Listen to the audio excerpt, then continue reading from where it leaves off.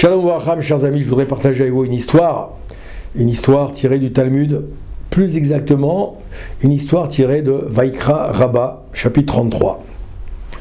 On nous explique là-bas dans le Sefer, dans le livre, que Rabban Shimon ben Gamliel, il descendait de Hillel Azaken. Il était Nassi, c'est un président, c'était le chef du peuple juif, c'était le chef du Sanhédrin, vous imaginez, pas n'importe qui.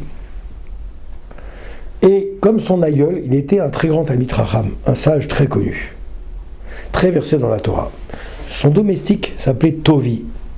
Et Tovi, c'était un non-juif, mais qui se tenait toujours à ses côtés, qui était prêt à le servir, apprenait de lui de nombreuses règles de sagesse. Vous imaginez la scène maintenant. Voilà, il y a un Bishon Mavrai qui vous invite. Et puis, il y a le domestique Tovi qui vient, qui va s'occuper du repas. Un jour, Rabban Shimon ben Gamliel, il appelle, et il lui dit, va au marché, achète un mets de choix. Va au marché, achète un beau mets de choix. Techrot Shabbat Kodesh. Tovi, il part au marché, et il voit là-bas des beaux stands de viande. Il achète une langue de bœuf, chez un boucher, et il revient très content de lui. Il donne à son maître, il passe pas par la case madame, il donne à son maître. Voilà, dit-il à Rabbi Shimon, je vous ai apporté un bon plat. Donc il dit, parfait, lui dit Rabbi Shimon. À présent, retourne au marché, je t'en prie, et achète-moi une nourriture que tu détestes. Donc d'abord la meilleure, et ensuite celle que tu détestes. Alors Tovi s'est étonné, il dit, mais Rav, je suis parti, déjà, je vous ai acheté un plat déjà, je vous ai acheté ce que vous vouliez. Il lui dit, je voudrais que tu recommences, ça ne dérange pas mon élève, c'est pas pour te fatiguer pour rien, tu vas voir, tu vas apprendre un moussard de ça. Alors il dit comme ça, il revient, cette fois-ci il va une deuxième fois, et puis il achète un autre présent.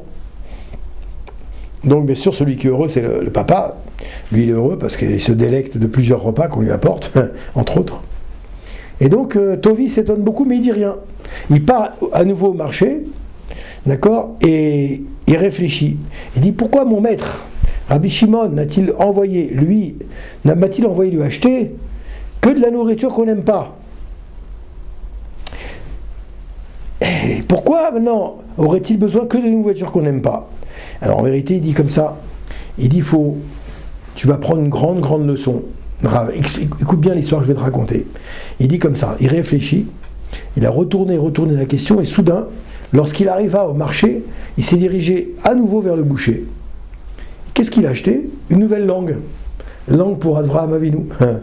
Et il retourne son chemin et il lui remet la langue. Dis-moi Tovi, pourquoi tu as agi ainsi? Il lui demande Rabbi Shimon bar Yochai. Pourquoi tu as fait comme ça?